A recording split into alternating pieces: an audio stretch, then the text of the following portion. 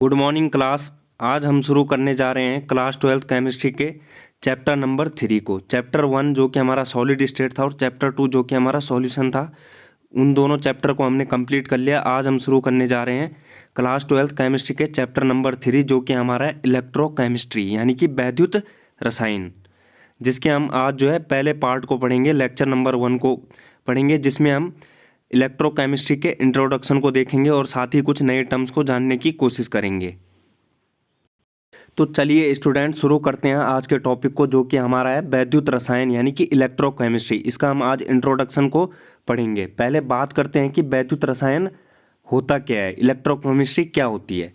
तो वैद्युत रसायन क्या है? एक प्रकार जो है रसायन विज्ञान की एक शाखा है, जिसके अंतर्गत क्या है, वैद्युत और रासायनिक अभिक्रियाओं के पारस्परिक संबंध का स्टडी हम करते हैं इसमें। अर्थात जिसमें जो है रासायनिक अभिक्रियाओं द्वारा विद्युत ऊर्जा और विद्युत धारा के प्रभाव से रासायनिक ऊर्जा प्राप्त करने का अध्ययन किया जाता है। अर्थात रासायनिक विज्ञान की वह शाखा, वैद्युत रसायन क्या है? रसायन विज्ञान की वह शाखा जिसमें विद्युत ऊर्जा और रासायनिक ऊर्जा के पारस्परिक संबंध का अध्ययन किया जाता है, उसे क्या कहते हैं? वैद्युत रसायन कहते हैं। और वैद्युत रसायन के अध्ययन के जो हमारे पास दो क्षेत्र हैं, यानी कि दो एरिया है। पहला जो होता है हमारे पास विद्युत ऊर्जा का रासायनिक ऊर्जा में परिवर्तन, अर्थात इलेक्ट्रोलिटिक कंडक्शन जिसे बोलते हैं, यानी कि विद्युत अपघटनी चालन। और दूसरा क्या है हमारे पास? रासायनिक ऊर्जा का जो है विद्युत ऊर्जा में ट्रांसफॉर्म, यानी कि वैद्युत रासायनिक सेल, इलेक्ट्रोकेमिकल सेल। इन्हीं के बारे में जो हम आगे के लेक्चर्स में पढ़ेंगे। तो नेक्स्ट अब हम बात करते हैं यहाँ पर वैद्युत रासायनिक सेल की, यानी कि इलेक्ट्रोकेमिकल सेल। इलेक्ट्रोकेमिकल सेल क्या होता है? तो वैद्युत रासायनिक सेल एक ऐसी डिवाइस होती है जिसके द्वारा जो है हम रासायनिक ऊर्जा को विद्युत ऊर्जा में परिवर्तित कर सकते हैं। उसे क्या कहा जाता है? उसे इलेक्ट्रोकेमिकल सेल कहा जाता है। अर्थात ऐसी डिवाइस जिसमें जो है रासायनिक क्रियाओं से विद्युत धारा का निर्माण किया जाता है। अर्थात रासायनिक क्रियाओं से मतलब रेडॉक्स अभिक्रियाओं के द्वारा जो है विद्युत धारा का निर्माण किया जाता है। क्या कहते हैं उसे? वैद्युत रासायनिक सेल। और इन युक्तियों का, यानी कि इन डिवाइसेस का जो निर्माण किया था एल गैल्वेनी और ए बोल्टा ने कब किया था? 1976 में किया था। तो इसलिए जो हम रासायनिक सेलों को गैल्वेनिक सेल या फिर बोल्टिया सेल या फिर रेडॉक्स सेल भी कह सकते हैं। यहाँ पर एग्जाम्पल के लिए दिए गए हैं हमारे पास वैद्युत रासायनिक सेल, डेनियल सेल हो गया, गैल्वेनी सेल हो गया, या फिर बोल्टिया सेल एटसेट्रा। और इन वैद्युत रासायनिक सेलों के भीतर जो है अलग अलग इलेक्ट्रोड लगे होते हैं। तो चलिए स्टूडेंट बात करते हैं इलेक्ट्रोड की।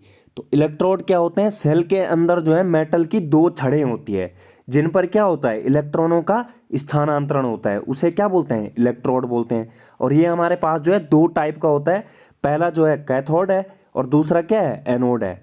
तो कैथोड क्या होता है? जो इलेक्ट्रोड इलेक्ट्रॉनों को ग्रहण करता है। इलेक्ट्रॉनों को ग्रहण करने का मतलब जिस इलेक्ट्रोड पर जो है अपचयन अभिक्रिया यानी कि रिडक्शन रिएक्शन होती है, उसे क्या बोला जाता है? उसे कैथोड बोला जाता है। इसे जो है पॉजिटिव साइन द्वारा प्रदर्शित किया जाता है।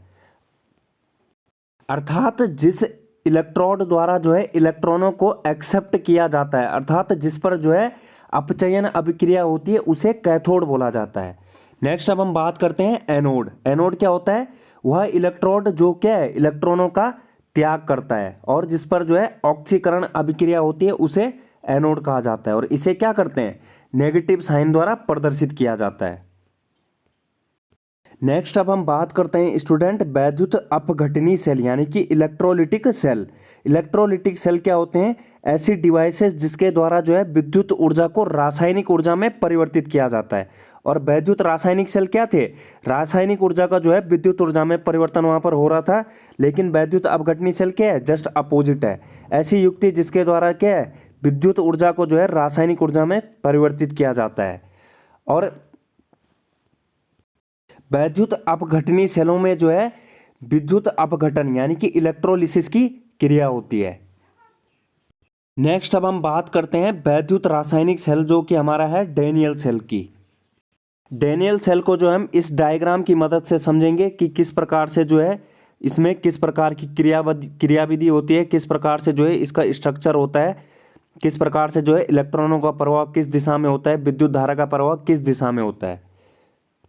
तो जो डैनियल सेल था इसका आविष्कार जो है सन 1836 में, कब, सन 1836 में ब्रिटिश रसायनज्ञ कौन थे, जॉन फ्रेडरिक डैनियल ने किया था। और इन्हीं के नाम पे जो है इस सेल को डैनियल सेल कहा जाता है। यह एक प्रकार का क्या है, वैद्युत रासायनिक सेल है, जिसका आविष्कार जो है 1836 में ब्रिटिश रसायनज्ञ जॉन फ्रेडरिक डैनियल ने किया था और इन्हीं के नाम पे जो है इसे डैनियल सेल कहा जाता है। बात करते हैं इसकी संरचना की, यानी कि इसके स्ट्रक्चर की।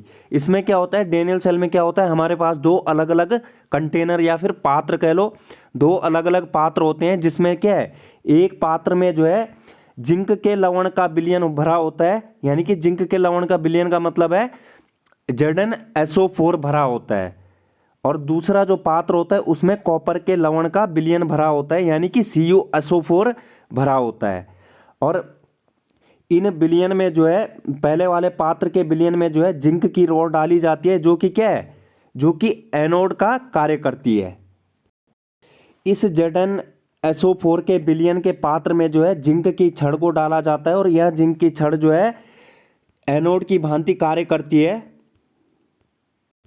एनोड की भांति कार्य करने का मतलब कि वह इलेक्ट्रोड जो क्या है, इलेक्ट्रॉनों का त्याग करेगा, यानी कि इस पर जो है, इस इलेक्ट्रोड पर, इस जिंक की छड़ पर ऑक्सीकरण अभिक्रिया होती है, इसीलिए जो है इसे यहाँ पर नेगेटिव साइन द्वारा प्रदर्शित किया गया है।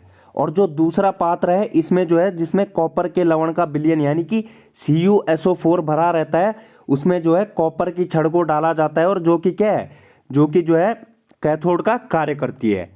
कैथोड का कार्य करने का मतलब यह इलेक्ट्रोड जो है इलेक्ट्रॉनों को ग्रहण करता है। जो इलेक्ट्रॉन जो है यहाँ से जिंक की छड़ के द्वारा त्यागे जाएंगे, वो इलेक्ट्रॉन जो है किसके द्वारा ग्रहण किए जाएंगे, कॉपर के द्वारा ग्रहण किए जाएंगे, अर्थात जिस पर जो है अपचयन अभिक्रिया होती है। तो यहाँ पर जो है ये कॉपर की छड़ जो है कैथोड का कार्य करेगी, जिस पर क्या है, पॉजिटिव साइन। इतनी प्रक्रिया हो जाने के बाद जो है जिंक और कॉपर के इलेक्ट्रोडों को जो है संयोजन तार के माध्यम से जो है वोल्ट मीटर से जोड़ दिया जाता है, और दोनों विलयनों को जो है, जो कि एक कंटेनर है, इन दोनों को जो है एक यू नली के आकार से जो है, जिसे क्या बोला जाता है, लवण सेतु या फिर सॉल्ट ब्रिज बोला जाता है, और उस सॉल्ट ब्रिज की मदद से जोड़ दिया जाता है। सॉल्ट ब्रिज क्यों कहा जाता है, क्योंकि इस यू आकार की नली में जो है कुछ वैद्युत अपघट्य, जैसे कि KCl हो गया, KNO3 हो गया, या फिर K2SO4 हो गया, आदि के विलयन को भरा जाता है, इसलिए जो है इसे लवण सेतु कहा जाता है। लवण सेतु मतलब यह जो है दोनों अर्ध सेलों यानी कि दोनों पात्रों को जोड़ने का काम करता है। इस प्रकार से जो है हमारा वैद्युत रासायनिक सेल तैयार हो जाता है। कंप्लीट परिपथ यानी कि कंप्लीट सर्किट के साथ जो है हमारा वैद्युत रासायनिक सेल तैयार हो जाता है। और इसके बाद से जो क्या है, यहाँ से जो जिंक के लवण के विलयन में जो इलेक्ट्रॉन होते हैं वह जिंक की छड़ की ओर मूवमेंट करने लगते हैं। ये इस प्रकार से जो है जिंक की छड़ की ओर मूवमेंट करते हैं, और मूवमेंट करने के बाद क्या है, जो यह जिंक है यह क्या है, एनोड की भांति कार्य करता है, और एनोड का मतलब है कि यह इलेक्ट्रॉनों का त्याग करेगा। यहाँ से जो है इलेक्ट्रॉनों का प्रवाह क्या होगा, जिंक की छड़ से कॉपर की छड़ की ओर, यानी कि इलेक्ट्रॉनों का जो प्रवाह होगा नेगेटिव से पॉजिटिव की ओर, यानी कि नेगेटिव मतलब यहाँ पर जो है एनोड से कैथोड की ओर जो है इलेक्ट्रॉनों का प्रवाह होता है। जब यहाँ पर इलेक्ट्रॉनों का प्रवाह जो है जिंक से कॉपर की ओर हो रहा है, यानी कि एनोड से कैथोड की ओर हो रहा है, तो जो वैद्युत धारा की दिशा होगी किस ओर होगी, हमें पता है कि वैद्युत धारा की दिशा क्या होती है, इलेक्ट्रॉनों के बहने की दिशा के जस्ट अपोजिट होती है। तो यहाँ पर क्या हो जाएगी, वैद्युत धारा की दिशा जो है कॉपर से जिंक की ओर, यानी कि कैथोड से एनोड की ओर होगी। इस प्रकार से जो है इस वैद्युत रासायनिक सेल यानी कि डैनियल सेल की क्रियाविधि होती है। अर्थात डैनियल सेल में क्या होता है, जो इलेक्ट्रॉन होते हैं जिंक इलेक्ट्रोड यानी कि एनोड से कॉपर इलेक्ट्रोड यानी कि कैथोड की ओर बहते हैं, और जो विद्युत धारा होगी वह क्या है, कॉपर से जिंक की ओर प्रवाहित होगी। क्यों होगी, क्योंकि विद्युत धारा का जो प्रवाह होता है वह इलेक्ट्रॉनों के प्रवाह के विपरीत दिशा में होता है।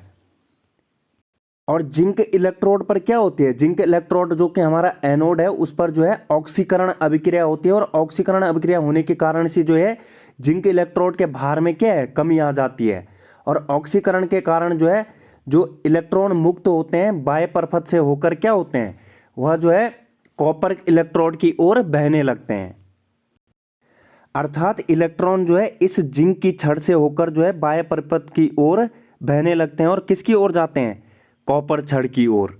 तो कॉपर छड़ की ओर प्रवाहित होने लगते हैं, जहां क्या होता है, ये जो इलेक्ट्रॉन होते हैं कॉपर सल्फेट विलयन में Cu2 पॉजिटिव आयनों द्वारा ग्रहण कर लिए जाते हैं। इस विलयन में जो है यह क्या होता है, Cu2 पॉजिटिव आयनों द्वारा ग्रहण कर लिए जाते हैं, जो कि जिंक की छड़ के द्वारा त्यागे जाते हैं। तो इससे क्या हो जाता है, कॉपर की छड़ के भार में वृद्धि हो जाती है, लेकिन जिंक के छड़ के भार में क्या हो जाती है, कमी हो जाती है। क्यों हो जाती है कमी, इस पर ऑक्सीकरण अभिक्रिया होती है, इसलिए जो है इसके भार में कमी हो जाती है, क्योंकि यह इलेक्ट्रॉनों का त्याग करता है। और कॉपर के छड़ के भार में वृद्धि हो जाती है, क्योंकि यह जो है इलेक्ट्रॉनों को एक्सेप्ट करता है। तो यह क्या होता है, कॉपर इलेक्ट्रोड पर जो है इलेक्ट्रॉन जमा हो जाते हैं और कॉपर की छड़ का भार क्या है, बढ़ जाता है। यह सेल अभिक्रिया जो है तब तक होती रहती है जब तक कि क्या है, जिंक या फिर कॉपर आयन जो है पूर्णतः क्या है, कंप्लीटली यूज में नहीं आ जाते हैं। और मैंने आपको पहले ही बता दिया है कि इलेक्ट्रोड जिस पर जो है ऑक्सीडेशन होता है उसे एनोड कहा जाता है, यानी कि यहाँ पर क्या होगा, यहाँ पर जिंक हमारा एनोड होगा। और जिस पर जो है अपचयन की क्रिया यानी कि रिडक्शन की क्रिया होती है वह क्या होगा, कैथोड होगा।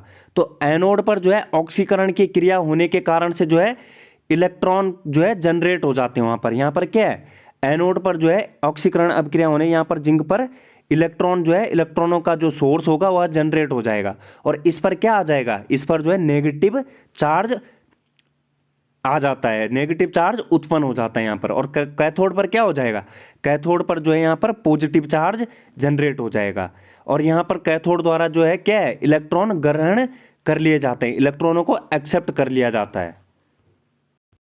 मोस्ट इंपॉर्टेंट पॉइंट हम इससे समझ सकते हैं, निष्कर्ष निकाल सकते हैं कि अर्थात वैद्युत रासायनिक सेल में, इलेक्ट्रोकेमिकल सेल में क्या होता है, जो एनोड हमारा होता है वह नेगेटिव टर्मिनल के रूप में कार्य करता है और जो हमारा कैथोड होता है वह पॉजिटिव टर्मिनल के रूप में कार्य करता है। अर्थात जो एनोड होता है, एनोड पर ऑक्सीडेशन होता है और जो कैथोड होता है, कैथोड पर रिडक्शन होता है। अर्थात हम कह सकते हैं कि इलेक्ट्रॉन जो है एनोड से कैथोड की ओर प्रवाहित होते हैं। ये तो हमने बात की डेनियल सेल की क्रियाविधि की, किस प्रकार से जो है यहाँ पर कहाँ से इलेक्ट्रॉन जो है किस ओर प्रवाहित होते हैं, किस प्रकार से जो है विद्युत धारा प्रवाहित होती है। नेक्स्ट अब हम बात करते हैं जो कि इस डेनियल सेल में लवण सेतु होता है, सॉल्ट ब्रिज होता है, वह क्या होता है और इसके कार्य क्या होते हैं। जो ये सॉल्ट ब्रिज होता है इसका यह क्या होता है, यह लवण सेतु जो है यू आकार की एक नली होती है, जिसमें क्या है, जिसमें वैद्युत अपघट्य जैसे कि KNO3 हो गया, KCl हो गया या फिर K2SO4 आदि का सांद्र विलयन जो है इसमें भरा होता है। और इसका कार्य क्या होता है, यह जो है परिपथ को कंप्लीट करके, यानी कि जो कि सर्किट हमारा, जो कि सेल जो है बना रहे हैं हम, उस परिपथ को कंप्लीट करके एक अर्ध सेल यानी कि इस वाले अर्ध सेल को, यानी कि इस वाले पात्र को दूसरे अर्ध सेल यानी कि जो दूसरा पात्र है उससे जोड़ने का कार्य करता है। अर्थात यह परिपथ को कंप्लीट करके एक अर्ध सेल से दूसरे अर्ध सेल में आयन का प्रवाह होने देता है, और जिसके कारण क्या है, विद्युत उदासीनता यानी कि इलेक्ट्रिकल न्यूट्रलिटी के रूप में हमें जो है सर्किट प्राप्त हो जाता है। क्यों होता है प्राप्त, क्योंकि यहाँ से जो है नेगेटिव चार्ज जो है यहाँ फ्लो होता है, तो यहाँ पर क्या हो जाता है, इकट्ठा हो जाता है पॉजिटिव पर, तो यहाँ से क्या है, न्यूट्रलिटी जो है मेंटेन रहती है। जो दूसरा कार्य होता है लवण सेतु का, यह परिपथ को कंप्लीट करके क्या है, विद्युत धारा को प्रवाहित होने देता है, जो कि विद्युत धारा का प्रवाह किस ओर होता है, इलेक्ट्रॉनों के प्रवाह के जस्ट अपोजिट डायरेक्शन में। नेक्स्ट अब हम बात करते हैं बाह्य विभव के साथ डेनियल सेल की क्रियाविधि, यानी कि डेनियल सेल में जो है जब कोई एक दूसरा सेल जोड़ लिया जाता है, कोई बाह्य विभव वाला सेल जोड़ लिया जाता है, तो उसमें क्या होता है, यहाँ पर जो है सेम एज इट इज जैसा डेनियल सेल में हो रहा था, पहला जो डायग्राम यहाँ पर दिखाया गया है उसमें जो है क्या है, जिंक की छड़ जो है एनोड की भांति, यानी कि यहाँ पर जो है ऑक्सीकरण अभिक्रिया होगी, यहाँ पर कॉपर की छड़ जो है ये कैथोड की भांति कार्य करेगी, अपचयन अभिक्रिया होगी, इलेक्ट्रॉनों का जो प्रवाह होगा जिंक से कैथोड यानी कि कॉपर की ओर होगा, और जो वैद्युत धारा का प्रवाह होगा वो जस्ट अपोजिट होगा। लेकिन यहाँ पर ई बाह्य क्या होता है, ई बाह्य का मान जो है कम होता है 1.1 वोल्ट से, यानी कि जो कि हमारा बाह्य सेल हमने जोड़ रखा है इस परिपथ में, उस ई बाह्य यानी कि ई विद्युत वाहक बल, जो बाह्य विद्युत वाहक बल है, उसका मान जो है 1.1 वोल्ट से कम होता है। क्यों कम होता है? क्योंकि इलेक्ट्रॉनों का जो प्रवाह होता है जिंक छड़ से कॉपर छड़ की ओर होता है। और क्या होता है? विद्युत धारा का प्रवाह किस ओर से किस ओर होगा? कॉपर से जिंक की ओर प्रवाहित होते हैं। सेम एज इट इज क्रियाविधि है इसकी, जैसे कि डेनियल सेल की थी। इसे जो हम गैल्वेनी सेल भी कहते हैं। नेक्स्ट अब हम बात करते हैं दूसरी कंडीशन की, जब क्या हो, ई बाह्य का मान जो है 1.1 वोल्ट हो। ई बाह्य का मान 1.1 वोल्ट होने का मतलब है कि इलेक्ट्रॉनों का प्रवाह जो है वहां पर नहीं हो रहा है, यानी कि विद्युत धारा का प्रवाह नहीं हो रहा है। तो जब विद्युत धारा ही प्रवाहित नहीं हो रही है तो वहां पर क्या है, कोई भी रासायनिक अभिक्रिया नहीं होगी। यानी कि जो I इज इक्वल टू जो वैद्युत धारा है वो उसका मान 0 है। 0 क्यों है? क्योंकि यहाँ पर इलेक्ट्रॉनों का प्रवाह नहीं हो रहा है। नेक्स्ट तीसरी कंडीशन की बात करते हैं, जब ई बाह्य का मान जो है 1.1 वोल्ट से अधिक हो। तो इसमें क्या होता है, इसमें जो है डेनियल सेल के जस्ट अपोजिट कंडीशन हो जाती है। यहाँ पर क्या होगा, यहाँ पर जो है कैथोड क्या हो जाएगा, जिंक की छड़ हो जाएगी, और एनोड क्या हो जाएगा, कॉपर की छड़। जबकि जो हमारा डेनियल सेल था उसमें क्या हो रहा था, उसमें एनोड जो था जिंक की छड़ था, और जो कैथोड था वह कॉपर की छड़ था। यानी कि यहाँ पर जो है कैथोड और एनोड जो है ट्रांसफॉर्म हो गए, चेंज हो गए हैं। जहाँ पर कैथोड था वहाँ पर एनोड आ गया, और जहाँ पर एनोड था वहाँ पर कैथोड आ गया। तो इस प्रकार का सेल जो है क्या होता है, वैद्युत अपघटनी सेल। क्या होता है, इलेक्ट्रोलिटिक सेल जो है, जिसको हम आगे विस्तार पूर्वक आगे के लेक्चर्स में पढ़ेंगे। तो इस कंडीशन में क्या होता है, ई बाह्य का मान जो है 1.1 वोल्ट से अधिक होता है, और इलेक्ट्रॉनों का प्रवाह क्या होता है, कॉपर से जिंक की ओर, यानी कि एनोड से कैथोड की ओर होता है। जो कि एनोड क्या है, यहाँ पर कॉपर की छड़ है। लेकिन जो वैद्युत रासायनिक सेल जो डेनियल सेल था हमारा, उसमें एनोड का कार्य कौन कर रहा था, जिंक की छड़ कर रही थी। यानी कि जस्ट अपोजिट हो जाता है यहाँ पर वैद्युत अपघटनी सेल में। तो यहाँ पर क्या होगा, एनोड से कैथोड की ओर जो है इलेक्ट्रॉनों का प्रवाह होगा। यानी कि एनोड का कार्य यहाँ पर कौन कर रहा है, कॉपर की छड़, और जो कैथोड का कार्य कर रहा है वह जिंक की छड़। और जो वैद्युत धारा की दिशा होगी वह क्या होगी, जस्ट अपोजिट होगी इलेक्ट्रॉनों के प्रवाह की दिशा के। तो यहाँ पर वैद्युत धारा की दिशा जो है जिंक से कॉपर की ओर हो जाएगी। इस प्रकार से जो है ये तीनों डायग्राम में हम डिफरेंस प्राप्त कर सकते हैं। नेक्स्ट अब हम बात करते हैं जो तीनों कंडीशन थी। पहली कंडीशन क्या थी, ई बाह्य का मान जो है 1.1 वोल्ट से कम होगा तो इलेक्ट्रॉनों का प्रवाह क्या हो जाएगा, जिंक से कॉपर की ओर होगा, और जो विद्युत धारा का प्रवाह होगा वह कॉपर से जिंक की ओर होगा। इसे जो हम गैल्वेनी सेल या फिर डेनियल सेल बोला जाता है, इस प्रकार के सेल को। जब ई बाह्य का मान जो है 1.1 वोल्ट होगा तो यानी कि इसका बोलने का मतलब है कि इलेक्ट्रॉनों या फिर विद्युत धारा का कोई प्रवाह नहीं होता है, और ना ही कोई रासायनिक अभिक्रिया होती है वहाँ पर। अर्थात कोई रेडॉक्स अभिक्रिया नहीं होती है, ना ही अपचयन होता है, ना ही ऑक्सीकरण होता है।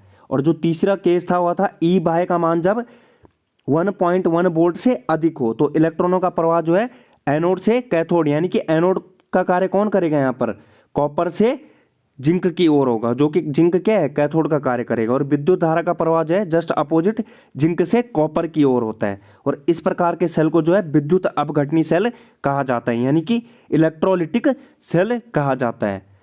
तो थैंक यू स्टूडेंट, उम्मीद करता हूँ कि आपको पसंद आएगा। Thanks for watching, drop a like if you enjoyed, subscribe for more updates. Thank you.